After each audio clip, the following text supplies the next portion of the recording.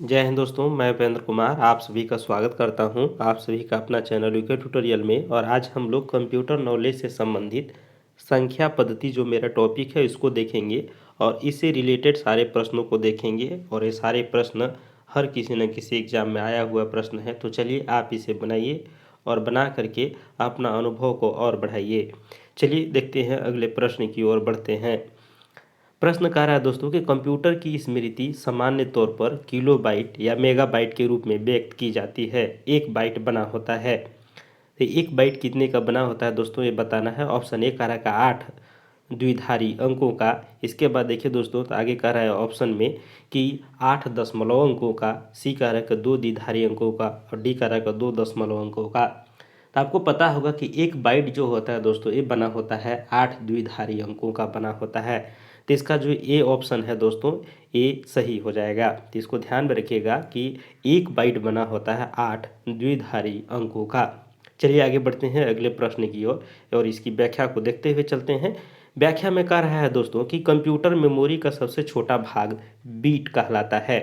यानी कि कंप्यूटर का जो मेमोरी होता है दोस्तों, जिसमें बीट, बाइट, किलो बाइट, इसके बाद देखिए तो मेगा बाइट, गीगा बाइट, इसके बाद टेरा बाइट में हम लोग देखते हैं।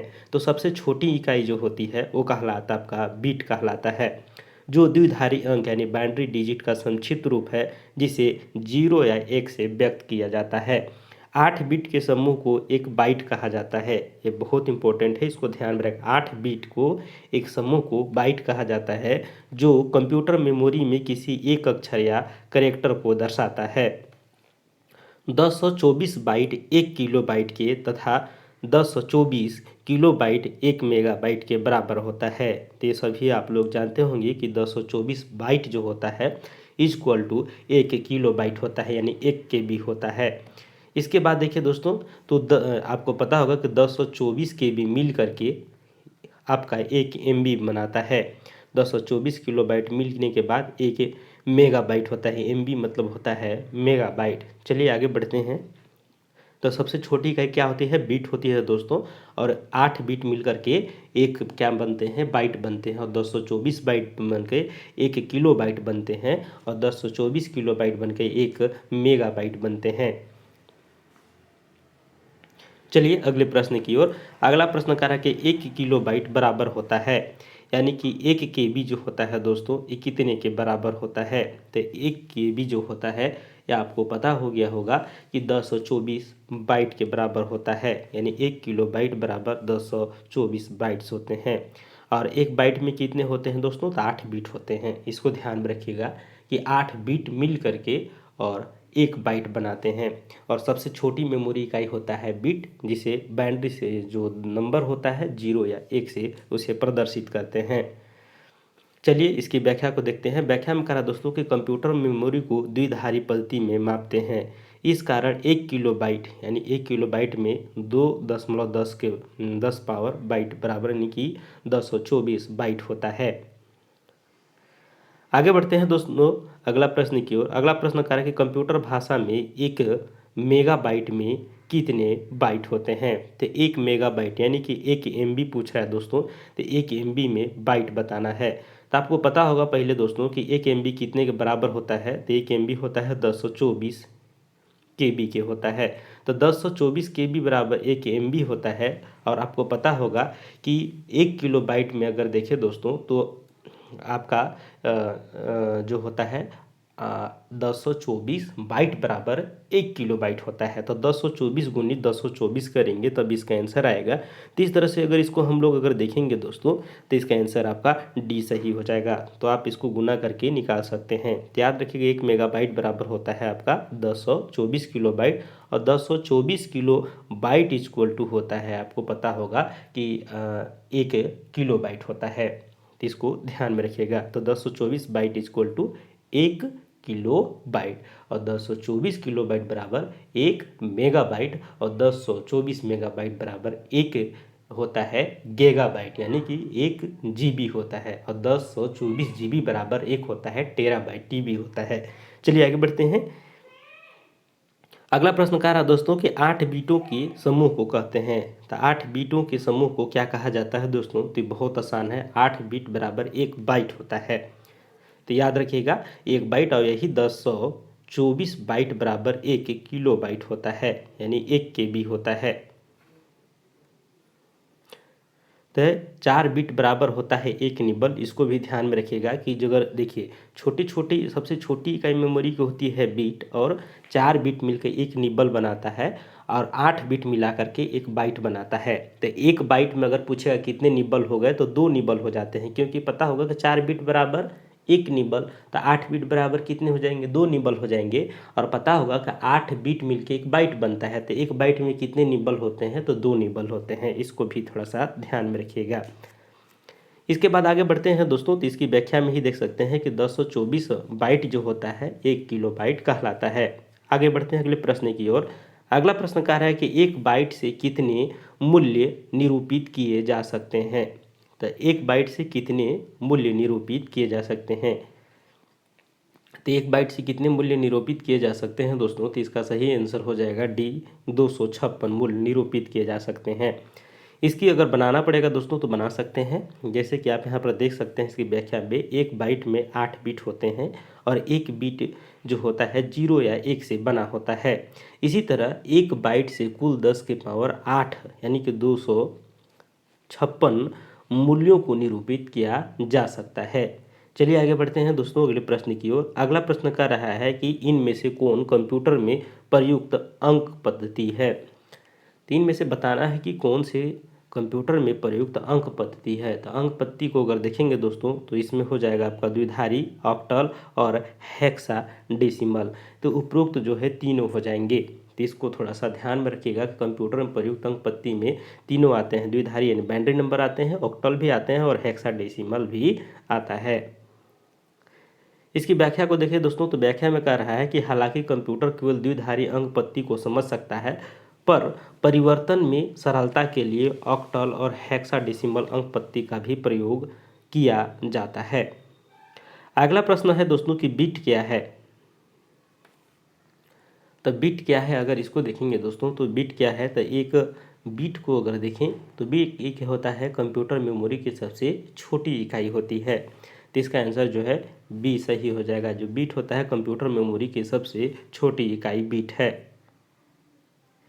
इसकी व्याख्या भी देखें दोस्तों, तो व्याख्या में कह रहा है कि बिट जो होता है यानी बाइनरी डिजिट का संक्षिप्त रूप है। हालांकि बाइनरी एक अंक पद्धति है, पर बिट इसकी सबसे छोटी इकाई होती है। आगे बढ़ते हैं दोस्तों अगले प्रश्न की ओर। अगला प्रश्न कह रहा है कंप्यूटर में शब्द की लंबाई को मापा जाता है। तो कंप्यूटर में शब्द की लंबाई को अगर देखें तो ये है दोस्तों बाइट में मापा जाता है, और पता होगा कि 8 बिट मिलकर के 1 बाइट बनाता है, और वहीं 4 बिट मिलकर के 1 निबल बनाता है। व्याख्या में देखिए दोस्तों, तो शब्द की लंबाई को बाइट में मापा जाता है। एक शब्द की लंबाई 1 से लेकर के 64 बाइट तक हो सकती है। शब्द की लंबाई जितनी अधिक होगी कंप्यूटर का गणना समय उतना ही कम होगा। यानी कि शब्द जितने लंबे लिखे रहेंगे उसकी गणना का जो स्पीड होता है दोस्तों उतना ही जो होता है आप देखेंगे तेज़ी से काम करता है, यानी कि गणना करने का समय वो बहुत कम लेगा। और छोटे छोटे वर्ड ज़्यादा रहेंगे तो गणना का समय भी ज़्यादा लेता है। आगे बढ़ते हैं दोस्तों कि कंप्यूटर मेमोरी की क्षमता को मापते हैं। तो कंप्यूटर मेमोरी की क्षमता को अगर देखते हैं दोस्तों तो बाइट में मापते हैं।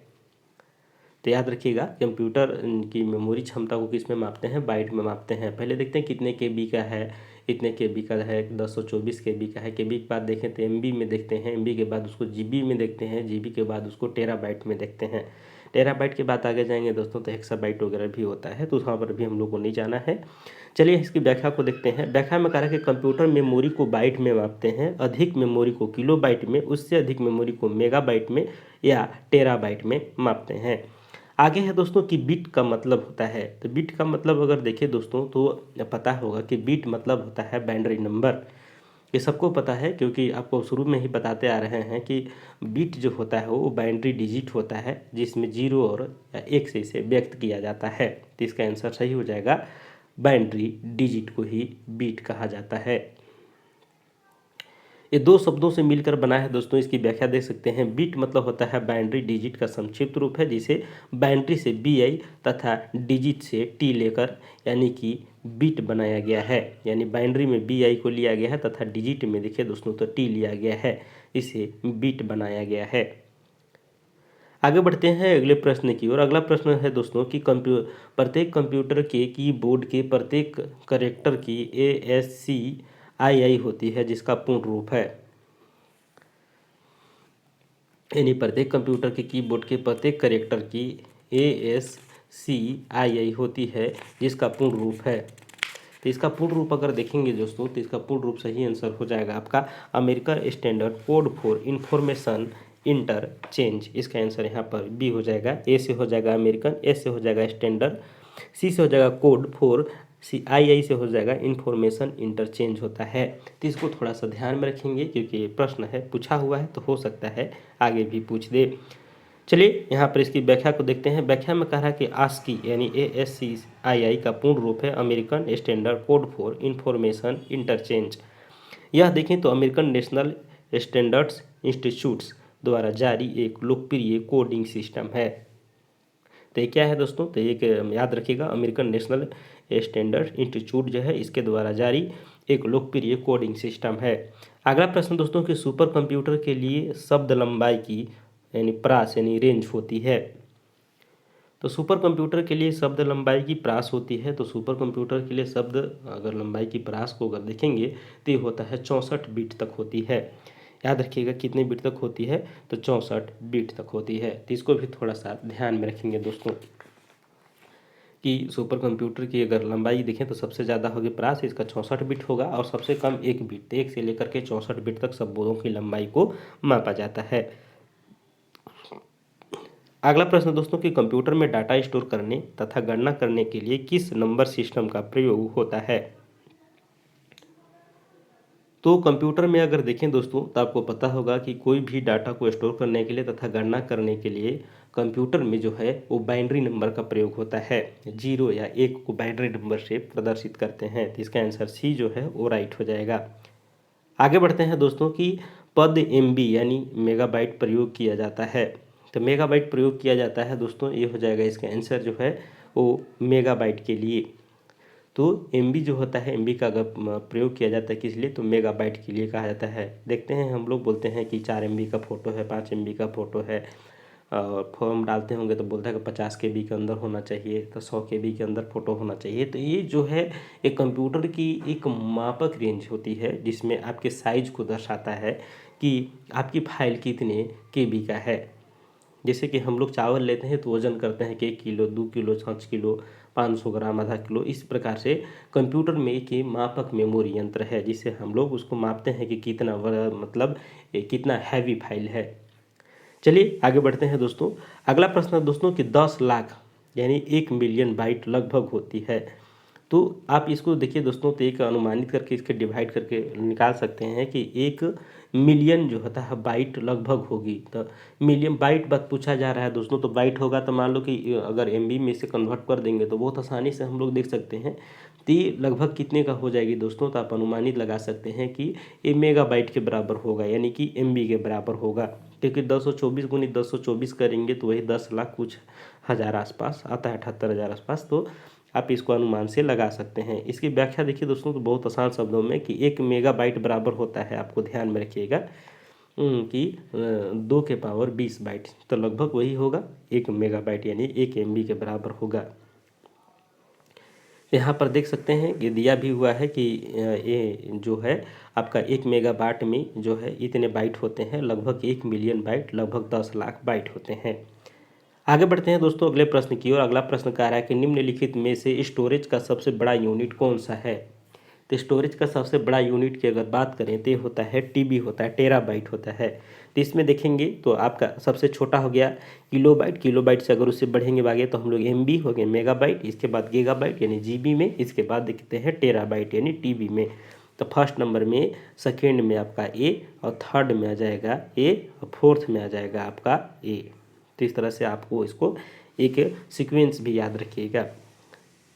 चलिए आगे बढ़ते हैं। तो सबसे बड़े से सबसे छोटे क्रम में निम्नलिखित में से कौन सा सही है। तो इसको भी बताना है दोस्तों कि सबसे बड़ा, इसके बाद सबसे छोटे के क्रम को सही बताना है। तो इसकी अगर देखेंगे दोस्तों तो सबसे बड़ा इसमें कौन सा दिख रहा था, टेराबाइट होगा। टेराबाइट के बाद होता है दोस्तों गीगाबाइट होता है, गीगाबाइट के बाद होता है एमबी होता है, यानी मेगाबाइट होता है, मेगाबाइट के बाद होता है आपका किलोबाइट होता है। तो इसका आंसर यहाँ पर डी सही हो जाएगा। इसकी व्याख्या में अगर देखेंगे दोस्तों तो यहाँ पर डी आंसर सही है। और व्याख्या को देख सकते हैं कि 1024 बाइट बराबर 1 किलोबाइट होता है, यानी कि 1 KB होता है। और वहीं 1024 KB मिलने के बाद 1 मेगाबाइट बनता है, और फिर से 1024 मेगाबाइट मिलने के बाद 1 GB बनता है, यानी गीगाबाइट बनता है। वहीं देखिए दोस्तों फिर से 1024 गीगाबाइट बनने के बाद 1 टेराबाइट बनता है। कंप्यूटर संक्षिप्तचर यानी केबी का सामान्यतः अर्थ होता है, यानी इसका संक्षिप्त रूप बताना है केबी का फुल फॉर्म। तो केबी का फुल फॉर्म बहुत आसान है दोस्तों कि केबी को किलोबाइट बोला जाता है। तो इसका आंसर यहाँ पर सी जो है वो सही हो जाएगा। आगे बढ़ते हैं दोस्तों। अगला प्रश्न कर है कि सबसे ज़्यादा प्रयोग में आने वाला कोड कौन सा है जो प्रत्येक कैरेक्टर को विशिष्ट 8 बिट कोड के रूप में निरूपित करता है। ये हो जाएगा दोस्तों, इसका सही आंसर हो जाएगा यूनिकोड। याद रखिएगा यूनिकोड, इसका आंसर बी सही हो जाएगा। यानी कि सबसे ज़्यादा प्रयोग में आने वाला कोड जो है वो यूनिकोड है, जो कैरेक्टर को विशिष्ट 8 बिट कोड के लिए निरूपित किया जाता है। तो यहाँ पर इसका आंसर बी सही हो जाएगा। चलिए लास्ट प्रश्न की ओर बढ़ते हैं। इसमें बीसी प्रश्न था दोस्तों।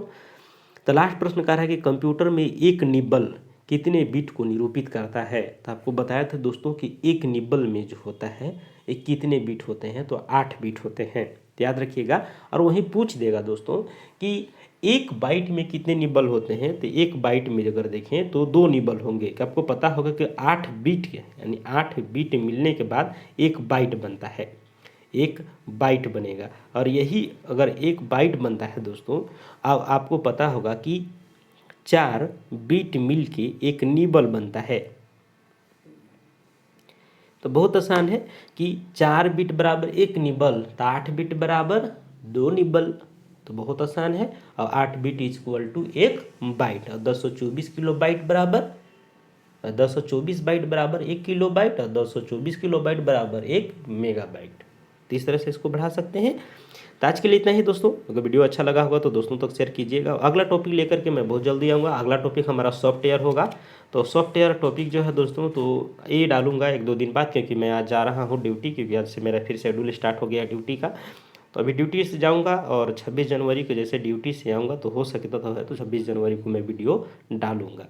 मिलते हैं, तब तक के लिए जय हिंद।